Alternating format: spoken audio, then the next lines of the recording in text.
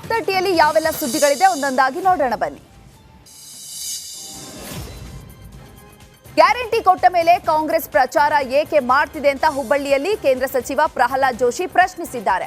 ಸಚಿವ ಸಂತೋಷ್ ಲಾಡ್ ಹೇಳಿಕೆಗೆ ಅವರು ಮನಸ್ಸಿಗೆ ಬಂದಂತೆ ಮಾತನಾಡ್ತಾರೆ. ಮೇಲಿನಿಂದ ನಿರ್ದೇಶನ ಇರೋ ಕಾರಣಕ್ಕೆ ಹಾಗೆ ಮಾತಾಡ್ತಿರಬೇಕು.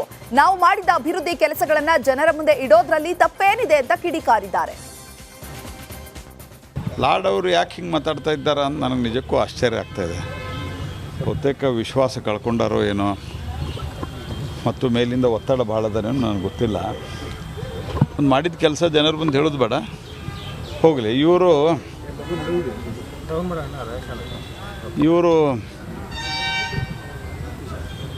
ಭಾಗ್ಯಗಳು. ರಾಹುಲ್ ಗಾಂಧಿ ಅಪ್ರಬುದ್ಧ ನಾಯಕ. ಇಂತಹ ಅಪ್ರಬುದ್ಧ ನಾಯಕನನ್ನ ಸಿದ್ದರಾಮಯ್ಯ ಬೆಂಬಲಿಸ್ತಾರೆ ಅಂತ ಹುಬ್ಬಳ್ಳಿಯಲ್ಲಿ ಪ್ರಹ್ಲಾದ್ ಜೋಶಿ ರಾಹುಲ್ ಗಾಂಧಿ ವಿರುದ್ಧ ಕಿಡಿಕಾರಿದ್ದಾರೆ. ಪ್ರಧಾನಿ ಅಭ್ಯರ್ಥಿಯನ್ನಾಗಿ ಮಲ್ಲಿಕಾರ್ಜುನ ಖರ್ಗೆ ಅವರ ಹೆಸರನ್ನ ಶಿಫಾರಸು ಮಾಡಲಾಗಿತ್ತು. ಆದರೆ ಇದಕ್ಕೆ ವಿರೋಧ ಮಾಡಿದವರೇ ಸಿದ್ದರಾಮಯ್ಯ. ನೆಪ ಮಾತ್ರಕ್ಕೆ ಈ ಬಾರಿ ಖರ್ಗೆ ಅವರನ್ನ ಅಧ್ಯಕ್ಷರನ್ನಾಗಿ ಮಾಡಲಾಗಿದೆ. ದಲಿತರ ಮೇಲೆ ಅಷ್ಟು ಪ್ರೀತಿ ಇದ್ರೆ ಖರ್ಗೆ ಅವರನ್ನ ಪ್ರಧಾನಿ ಅಭ್ಯರ್ಥಿ ಅಂತ ಒಪ್ಪಬೇಕಿತ್ತು. ರಾಹುಲ್ ಗಾಂಧಿ ಅವರಂತಹ ಅಪ್ರಬುದ್ಧ ನಾಯಕರನ್ನ ಓಲೈಸಲು ಈ ರೀತಿ ಮಾಡ್ತಿದ್ದಾರೆ ಅಂತ ಕಿಡಿಕಾರಿದ್ದಾರೆ. ನೋಡ್ರಿ, ಈ ರೀತಿ ಅಸಭ್ಯ ಲ್ಯಾಂಗ್ವೇಜು ಮಾತನಾಡೋದು ನಾನಂತೂ ಮಾಡಲ್ಲ. ಆದರೆ ನಾನು ಹೇಳೋದು, ನಿನ್ನೆ ಸಿದ್ದರಾಮಯ್ಯನವರು ಈ ಮಾತು ಹೇಳಿದ್ದಾರೆ. ನಾನು ಸಿದ್ದರಾಮಯ್ಯನವ್ರಿಗೆ ಕೇಳೋದು, ನೀವು ಏನು ಮಾಡ್ತಾಯಿದ್ದೀರಿ? ಹಿಂದೆ JDS ತೊಳಗಿದ್ದಾಗ ನೀವೇನು ಮಾತಾಡ್ತಾ ಇದ್ರಿ? ಸೋನಿಯಾ ಗಾಂಧಿಯವ್ರ ಬಗ್ಗೆ ಏನು ಮಾತಾಡಿದ್ರಿ? ತುಮಕೂರು ಬಿಜೆಪಿ ಅಭ್ಯರ್ಥಿ ಸೋಮಣ್ಣ ವಿರುದ್ಧ ಅವಹೇಳನವಾಗಿ ಮಾತನಾಡಿದ ಗುಬ್ಬಿ ಶಾಸಕ ಶ್ರೀನಿವಾಸ್ ವಿರುದ್ಧ ಜೋಶಿ ಕಿಡಿಕಾರಿದ್ದಾರೆ. ಶ್ರೀನಿವಾಸ್ ಬಾಯಿಗೆ ಬಂದಂತೆ ಮಾತನಾಡ್ತಾರೆ. ಜೈ ಶ್ರೀರಾಮ್ ಅಂದ್ರೆ ಹೊಟ್ಟೆ ತುಂಬುತ್ತಾ ಅಂತ ಹೇಳಿಕೆ ವಿಚಾರಕ್ಕೆ ನೀವು ರಾಮನಿಗೆ ವಿರೋಧ ಇದ್ದೀರಾ ಅಂತ ಪ್ರಶ್ನೆ ಮಾಡಿದ್ದಾರೆ. ಜೈ ಶ್ರೀರಾಮ ಶಿಯಾರ ಏನ ಶ್ರೀರಾಮಚಂದ್ರಕಿ ಅಂತ ಜೈ ಅಂಥೇಳಿ ಯಾಕೆ ಹೇಳಿದ್ರೆ ಹಂಗಾರೆ ನಿಮ್ಗೆ ರಾಮನದ ಅಷ್ಟು ನಡೆಯೋದಿಲ್ಲ ಅಂದರೆ ಭಯ ರಾಮನ ಬಗ್ಗೆ ಭಾಳ ಅದ. ನಡು ಹಿಂಗೆ ಅಂದ್ಬಿಡ್ತಾರೆ. ಮತ್ತೆ ಜೈ ಶ್ರೀರಾಮ ಶಿಯಾರ ಏನ. ಶಿವಮೊಗ್ಗದಲ್ಲಿ ಗೀತಾ ಶಿವರಾಜ್ ಕುಮಾರ್ ಭರ್ಜರಿ ಪ್ರಚಾರವನ್ನ ಆರಂಭಿಸಿದ್ದಾರೆ. ಪ್ರಚಾರ ಸಭೆಗೂ ಮುನ್ನ ಕಾಂಗ್ರೆಸ್ ಕಾರ್ಯಕರ್ತರ ಬೈಕ್ ರ್ಯಾಲಿಯನ್ನ ನಡೆಸಿದ್ರು. ರ್ಯಾಲಿಯಲ್ಲಿ ನೂರಾರು ಕಾರ್ಯಕರ್ತರು ಭಾಗಿಯಾಗಿದ್ರು. ಶಿವಮೊಗ್ಗದ ಗಾಜನೂರಿನ ಹೊಸಹಳ್ಳಿ ಹಾಗೂ ಸಿಂಗನಮನೆ ಗ್ರಾಮ ಪಂಚಾಯಿತಿಯಲ್ಲಿ ಬೈಕ್ ರ್ಯಾಲಿಯನ್ನ ನಡೆಸಿದ್ದಾರೆ. ಕಾಂಗ್ರೆಸ್ ಅಭ್ಯರ್ಥಿ ಗೀತಾ ಶಿವರಾಜ್ ಕುಮಾರ್ ಹಾಗೂ ಕಾಂಗ್ರೆಸ್ ಪರ ಘೋಷಣೆಯನ್ನ ಕೂಗಿದ್ದಾರೆ. ಕಾರ್ಯಕರ್ತರು ಕಾಂಗ್ರೆಸ್ ಬಾವುಟವನ್ನ ಹಿಡಿದು ರ್ಯಾಲಿಯನ್ನ ನಡೆಸಿದ್ದಾರೆ.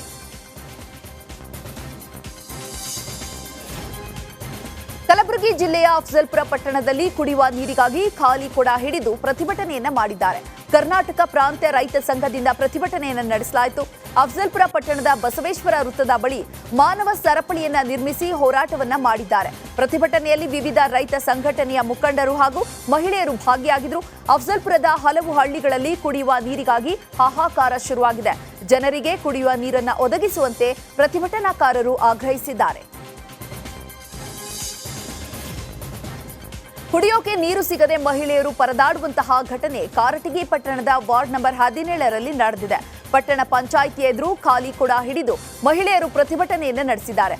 ಸಮರ್ಪಕವಾಗಿ ನೀರು ಸರಬರಾಜು ಮಾಡದಿದ್ರೆ ಜಿಲ್ಲಾಧಿಕಾರಿ ಕಚೇರಿ ಎದುರು ಪ್ರತಿಭಟನೆಯನ್ನ ನಡೆಸೋದಾಗಿ ಮಹಿಳೆಯರು ಆಕ್ರೋಶವನ್ನು ಹೊರಹಾಕಿದ್ದಾರೆ. ಈ ವೇಳೆ ಪುರಸಭೆ ಮುಖ್ಯಾಧಿಕಾರಿ ಸುರೇಶ್ಗೆ ಮಹಿಳೆಯರು ತರಾಟೆಗೆ ತೆಗೆದುಕೊಂಡರು. ಲೋಕಸಭಾ ಚುನಾವಣೆಯ ಸಮಯದಲ್ಲಿ ಹೊಸಪೇಟೆಯ ಲಾಡ್ಜ್ ಒಂದರಲ್ಲಿ ಸಾವಿರಾರು ಸಿಗರೇಟ್ಗಳು ಪತ್ತೆಯಾಗಿವೆ.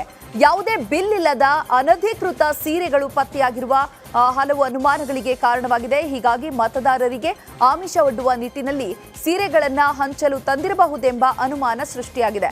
ಸ್ಥಳಕ್ಕೆ ಹೊಸಪೇಟೆಯ ಡಿವೈಎಸ್ಪಿ ಶರಣ ಬಸವೇಶ್ವರ ಸ್ಥಳಕ್ಕೆ ಭೇಟಿಯನ್ನ ನೀಡಿ ಪರಿಶೀಲನೆಯನ್ನ ನಡೆಸಿದ್ದಾರೆ. ಈ ಸಂಬಂಧ ಹೊಸಪೇಟೆ ಪಟ್ಟಣ ಪೊಲೀಸ್ ಠಾಣೆಯಲ್ಲಿ ಪ್ರಕರಣ ದಾಖಲಾಗಿದೆ.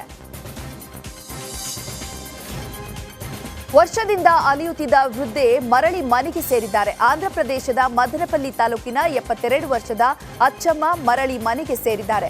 1 ವರ್ಷದಿಂದ ನಿರ್ಗತಿಕರಾಗಿ ಚಿಕ್ಕಮಗಳೂರಿನಲ್ಲಿದ್ದರು. ವೃದ್ಧೆಯನ್ನ ಸಹಾನ ಜೆ ರೂಬಿನ್ ಸಮಾಜ ಸೇವಾ ಟ್ರಸ್ಟ್ನಲ್ಲಿ ಇರಿಸಿಕೊಳ್ಳಲು ತಹಶೀಲ್ದಾರ್ ಮನವಿಯನ್ನ ಮಾಡಿದ್ರು. ಇದೀಗ ಟ್ರಸ್ಟ್ ಮತ್ತು ಮಹಿಳಾ ಪೊಲೀಸ್ ಠಾಣೆ ನೇತೃತ್ವದಲ್ಲಿ ಮರಳಿ ಮನೆಗೆ ಸೇರಿದ್ದಾರೆ. ವರ್ಷದ ಹಿಂದೆ ಮದನಪಲ್ಲಿಯಲ್ಲಿ ನಾಪತ್ತೆ ಪ್ರಕರಣ ದಾಖಲಾಗಿತ್ತು. ಮಾಹಿತಿ ಸಿಕ್ತಿದ್ದಂತೆ ಚಿಕ್ಕಮಗಳೂರಿನಲ್ಲಿ ವೃದ್ಧೆಯ ಮಕ್ಕಳು ಆಗಮಿಸಿ ಮನೆಗೆ ಕರೆದೊಯ್ದಿದ್ದಾರೆ. ಚುನಾವಣಾ ನೀತಿ ಸಂಹಿತೆ ಹಿನ್ನೆಲೆಯಲ್ಲಿ ಕೊಡಗಿನ ಚೆಕ್ಪೋಸ್ಟ್ಗಳಲ್ಲಿ ತೀವ್ರ ತಪಾಸಣೆಯನ್ನ ಮಾಡಲಾಗ್ತಾ ಇದೆ. ಕುಶಾಲನಗರದಲ್ಲಿ ಕೊಡಗು ಜಿಲ್ಲಾಧಿಕಾರಿ ವೆಂಕಟರಾಜು ಖುದ್ದು ವಾಹನ ತಪಾಸಣೆಯನ್ನ ನಡೆಸಿದ್ದಾರೆ. ಸಿಬ್ಬಂದಿ ಜೊತೆ ಕೊಡಗು ಮೈಸೂರು ಗಡಿ ಭಾಗದ ಚೆಕ್ಪೋಸ್ಟ್ ಬಳಿ ಹಲವು ವಾಹನಗಳ ಶೋಧವನ್ನ ನಡೆಸಿದ್ದಾರೆ. ಎಲ್ಲಾ ವಾಹನಗಳನ್ನು ತಪಾಸಣೆ ಮಾಡಲು ಸಿಬ್ಬಂದಿಗೆ ನಿರ್ದೇಶನವನ್ನ ನೀಡಿದ್ದಾರೆ. ಎಲ್ಲಾ ಚೆಕ್ಪೋಸ್ಟ್ಗಳಿಗೆ ಜಿಲ್ಲಾಧಿಕಾರಿ ಭೇಟಿಯನ್ನ ನೀಡಿ ಪರಿಶೀಲನೆಯನ್ನ ನಡೆಸಿದ್ದಾರೆ.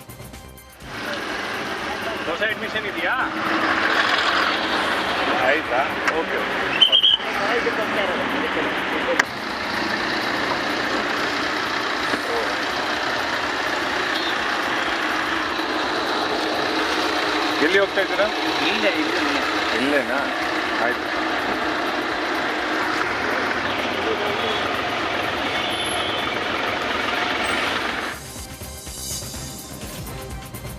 ಸುಮಲತಾ ಅಂಬರೀಶ್ ಇಂದು ಅಧಿಕೃತವಾಗಿ ಬಿಜೆಪಿ ಪಕ್ಷವನ್ನ ಸೇರಿಕೊಂಡಿದ್ದಾರೆ. ಮಾಜಿ ಸಿಎಂ ಬಿಎಸ್ ಯಡಿಯೂರಪ್ಪ ಹಾಗೂ ಬಿಜೆಪಿ ರಾಜ್ಯಾಧ್ಯಕ್ಷ ಬಿವೈ ವಿಜಯೇಂದ್ರ ಬಿಜೆಪಿ ಶಾಲು ಹೊದಿಸಿ ಬಿಜೆಪಿ ಬಾವುಟವನ್ನ ನೀಡಿ ಪಕ್ಷಕ್ಕೆ ಸ್ವಾಗತಿಸಿದ್ದಾರೆ. ಇನ್ನು ಬಿಜೆಪಿ ಕಚೇರಿಗೆ ತೆರಳುವ ಮುನ್ನ ಸುಮಲತಾ ಕಂಠೀರವ ಸ್ಟುಡಿಯೋಗೆ ತೆರಳಿ ಅಂಬರೀಶ್ ಸಮಾಧಿಗೆ ತೆರಳಿ ಪೂಜೆಯನ್ನ ಸಲ್ಲಿಸಿದ್ರು. ಈ ವೇಳೆ ಸುಮಲತಾಗೆ ಪುತ್ರ ಅಭಿಷೇಕ್ ಹಾಗೂ ರಾಕ್ಲೈನ್ ವೆಂಕಟೇಶ್ ಸಾಥ್ ನೀಡಿದ್ರು.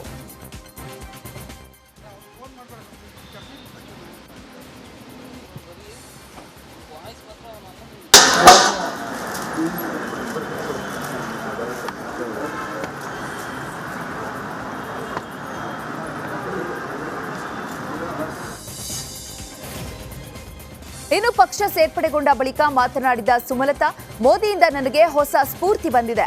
ಅವರ ಪ್ರತಿಯೊಂದು ಭಾಷಣವೂ ಕೂಡ ನನಗೆ ಸ್ಫೂರ್ತಿ. ನನಗೆ ಬಿಜೆಪಿ ಸೇರಿರೋದು ಉತ್ತಮ ಅನಿಸ್ತಾ ಇದೆ. ಜೊತೆಗೆ ಬಿಎಸ್ ಯಡಿಯೂರಪ್ಪ ಕೂಡ ನನಗೆ ಸಾಕಷ್ಟು ಬೆಂಬಲವನ್ನ ನೀಡಿದ್ದಾರೆ ಅಂತ ಹೇಳಿದ್ದಾರೆ. ಸುಮಲತಾ ಬಿಜೆಪಿ ಸೇರ್ಪಡೆ ವಿಚಾರಕ್ಕೆ ವಿಪಕ್ಷ ನಾಯಕ ಆರ್ ಅಶೋಕ್ ಪ್ರತಿಕ್ರಿಯೆಯನ್ನ ನೀಡಿದ್ದಾರೆ. ಸುಮಲತಾ ಇಂದು ಬಿಜೆಪಿಗೆ ಸೇರುತ್ತಿದ್ದಾರೆ. ಈಗಾಗಲೇ ವರಿಷ್ಠರ ಜೊತೆಯಲ್ಲಿ ಮಾತುಕತೆಯಾಗಿದೆ. ಸುಮಲತಾ ಪಕ್ಷ ಸೇರ್ಪಡೆಯಿಂದ ಸಂತೋಷವಾಗಿದೆ ಅಂತ ಆರ್ ಅಶೋಕ್ ಹೇಳಿದ್ದಾರೆ. ಹಿಂದೆ ಅವರು ಲೋಕಸಭಾ ಸದಸ್ಯರಾಗಿದ್ದಾಗ ಬಿಜೆಪಿ ಅವರಿಗೆ ಸಪೋರ್ಟ್ ಅನ್ನ ಕೊಟ್ಟು ಘೋಷಣೆ ಮಾಡಿದ್ರಿ, ಲೋಕಸಭಾ ಸದಸ್ಯರಾದರು.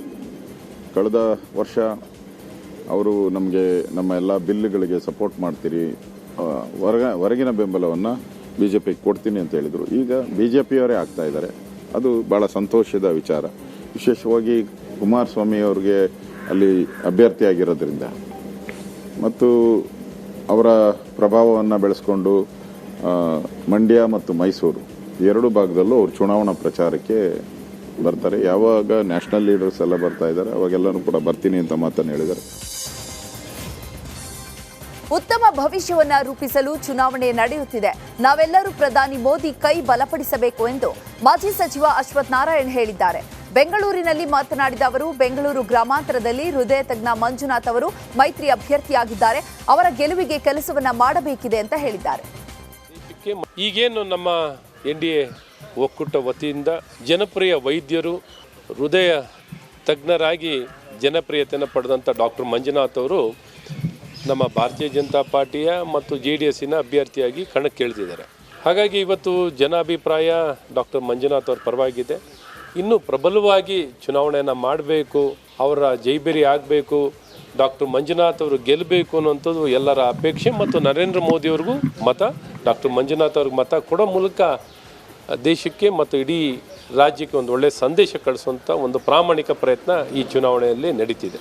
ಈಗೇನು ನಮ್ಮ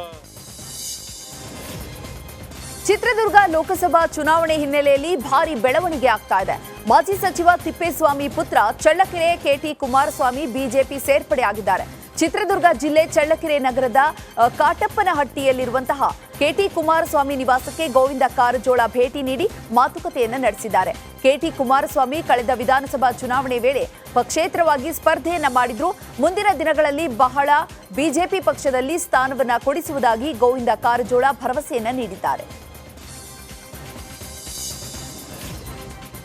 100 ಜನಾರ್ದನ ರೆಡ್ಡಿ ಬಂದ್ರೂ ಏನು ಮಾಡೋಕೆ ಆಗಲ್ಲ, ಕೇಸ್ಗಳಿಗೆ ಹೆದರಿ ರೆಡ್ಡಿ ಬಿಜೆಪಿ ಸೇರಿರಬಹುದು ಎಂಬ ನಾಗೇಂದ್ರ ಹೇಳಿಕೆಗೆ ರೆಡ್ಡಿ ಪತ್ನಿ ಲಕ್ಷ್ಮಿ ಅರುಣ ಕಿಡಿಕಾರಿದ್ದಾರೆ. ಬಳ್ಳಾರಿಯಲ್ಲಿ ಮಾತನಾಡಿದ ಬಿಜೆಪಿ ಬಹಿರಂಗ ಸಮಾವೇಶದಲ್ಲಿ ಮಾತನಾಡಿದ ಅವರು, ಸಚಿವ ನಾಗೇಂದ್ರ ಅವರೇ ನಾಲಿಗೆಯನ್ನ ಹಿಡಿತದಲ್ಲಿ ಇಟ್ಕೊಂಡು ಮಾತನಾಡಿ 100 ಜನ ಜನಾರ್ದನ ರೆಡ್ಡಿಯಲ್ಲ, ಒಬ್ಬ ಜನಾರ್ದನ ರೆಡ್ಡಿಯ ಅಭಿಮಾನಿ ಸಾಕು ಕಾಂಗ್ರೆಸ್ ಅನ್ನು ಅಲುಗಾಡಿಸಲು. ನೀವು ಜನಾರ್ದನ ರೆಡ್ಡಿ ಸಹಾಯದಿಂದ ರಾಜಕೀಯಕ್ಕೆ ಬಂದಿದ್ದೀರಾ, ಅವರ ಬಗ್ಗೆ ಮಾತನಾಡಿದ್ರೆ ನಿಮಗೆ ಶೋಭೆ ತರೋಲ್ಲ ಅಂತ ಕಿಡಿಕಾರಿದ್ದಾರೆ.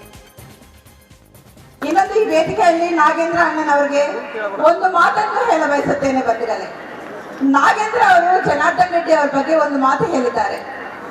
100 ಜನಾರ್ದನ್ ರೆಡ್ಡಿ ಅವರುಗಳು ಬಂದ್ರು ಏನು ಮಾಡಕ್ಕಾಗಲ್ಲ ಕಾಂಗ್ರೆಸ್ನು ಅಂತ. ಆದ್ರೆ ನಾಗೇಂದ್ರ ಅವರೇ, ನೀವು ಒಂದು ಮಾತನ್ನು ನೆನಪಿಟ್ಕೊಳ್ರಿ, 100 ಜನ ಜನಾರ್ದನ್ ರೆಡ್ಡಿ ಅವರು ಬೇಕಾಗಿಲ್ಲ, ಒಬ್ಬ ಜನಾರ್ದನ್ ರೆಡ್ಡಿ ಅವರ ಅಭಿಮಾನಿ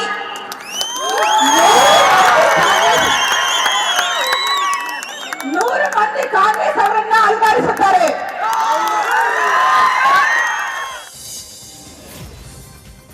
ಚಾಮರಾಜನಗರ ಲೋಕಸಭಾ ಕ್ಷೇತ್ರದ ಕಾಂಗ್ರೆಸ್ ಅಭ್ಯರ್ಥಿ ಸುನಿಲ್ ಬೋಸ್ ನರಸೀಪುರ ತಾಲೂಕಿನ ಮೂಗೂರು ಗ್ರಾಮದಲ್ಲಿ ಮತಯಾಚನೆಯನ್ನ ನಡೆಸಿದ್ದಾರೆ.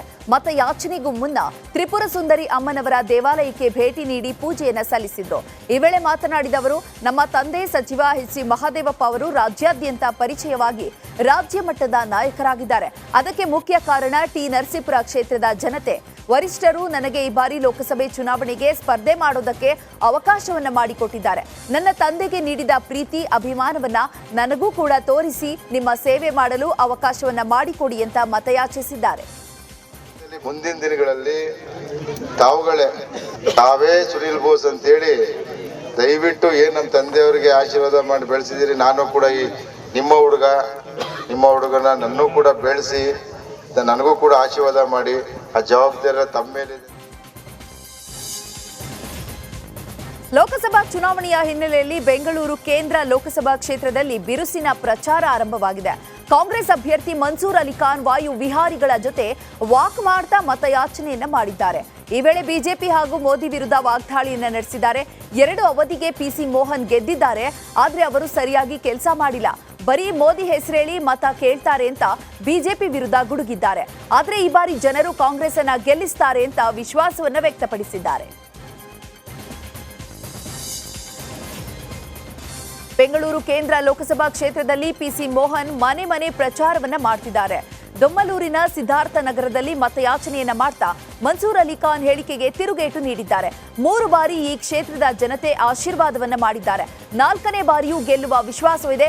ನಾನು ಸಂಸದನಾದ ಬಳಿಕ ಈ ಕ್ಷೇತ್ರಕ್ಕೆ 1,34,000 ಕೋಟಿ ಅನುದಾನವನ್ನ ತಂದಿದ್ದೇನೆ. ನಾನು ಮೋದಿ ಹೆಸರೇಳಿದ್ರೆ ಜನರು ಮತ ಹಾಕ್ತಾರೆ, ಅವರು ರಾಹುಲ್ ಗಾಂಧಿ ಹೆಸರೇಳಿದ್ರೆ ಯಾರು ಮತ ಹಾಕ್ತಾರೆ ಅಂತ ವ್ಯಂಗ್ಯವಾಡಿದ್ದಾರೆ. ಮಂಡ್ಯದಲ್ಲಿ ಲೋಕಸಭಾ ಅಖಾಡ ಗರಿಗೆದರಿದೆ. ಕಾಂಗ್ರೆಸ್ ಅಭ್ಯರ್ಥಿ ಸ್ಟಾರ್ ಚಂದ್ರು ಹಳ್ಳಿ ಹಳ್ಳಿ ಸುತ್ತಿ ಅಬ್ಬರದ ಪ್ರಚಾರವನ್ನ ನಡೆಸಿದ್ರು. ಆತಗೂರು, ಕದಲೂರು, ಹೆಮ್ಮರಹಳ್ಳಿ, ಸೋಮನಹಳ್ಳಿ, ಗೆಜ್ಜಲಗೆರೆ ಸೇರಿದಂತೆ ಸುಮಾರು 18 ಹಳ್ಳಿಗಳಲ್ಲಿ ಪ್ರಚಾರವನ್ನ ನಡೆಸಿದ್ರು. ಗ್ರಾಮಸ್ಥರು ಪಟಾಕಿ ಸಿಡಿಸಿ ಹಾರ ಹಾಕಿ ಚಂದ್ರು ಅವರನ್ನ ಸ್ವಾಗತಿಸಿದ್ರು. ಇನ್ನು ಸ್ಟಾರ್ ಚಂದ್ರುಗೆ ಕಾಂಗ್ರೆಸ್ ಶಾಸಕ ಕದಲೂರು ಉದಯ್ ಸಾಥ್ ನೀಡಿದ್ದಾರೆ. ನಾನು ಈ ಮಣ್ಣಿನ ಮಗ, ನಿಮ್ಮ ಸೇವೆಗಾಗಿ ರಾಜಕೀಯಕ್ಕೆ ಬಂದಿದ್ದೇನೆ. ಮಂಡ್ಯದಲ್ಲಿ ಈಗಾಗಲೇ ಮನೆ ಮಾಡಿದ್ದೇನೆ ಅಂತ ಸ್ಟಾರ್ ಚಂದ್ರು ಮಂಡ್ಯದಲ್ಲಿ ಭಾವನಾತ್ಮಕವಾಗಿ ಮತಯಾಚಿಸಿದ್ರು. ಇನ್ನು ಇದೇ ವೇಳೆ ಮಾತನಾಡಿದ ಅವರು, ಹೋದಲ್ಲೆಲ್ಲ ಜನರಿಂದ ಉತ್ತಮವಾದಂತಹ ರೆಸ್ಪಾನ್ಸ್ ಸಿಗ್ತಾ ಇದೆ.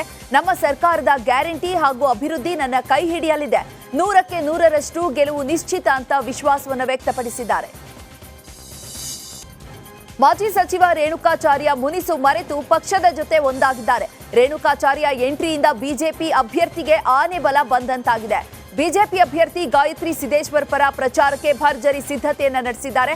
ಹೊನ್ನಾಳಿ, ನ್ಯಾಮತಿ, ಅವಳಿ ತಾಲೂಕಿನಲ್ಲಿ ರೇಣುಕಾಚಾರ್ಯ ಕಚೇರಿಯನ್ನ ತೆರೆದಿದ್ದಾರೆ. ಕಾರ್ಯಕರ್ತರು ಮತ್ತು ಮುಖಂಡರ ಜೊತೆ ಚರ್ಚಿಸಿ ಪ್ರಚಾರದ ರೂಪುರೇಷೆಯನ್ನ ಸಿದ್ಧಪಡಿಸಿದ್ದಾರೆ. ರಾಜಕೀಯದಲ್ಲಿ ಒಂದೂವರೆ ಕುಟುಂಬದಲ್ಲಿ ಮಾತ್ರ ರೆಡ್ಡಿ ಸಹೋದರರು ಒಂದಾಗ್ತಾ ಇಲ್ಲ.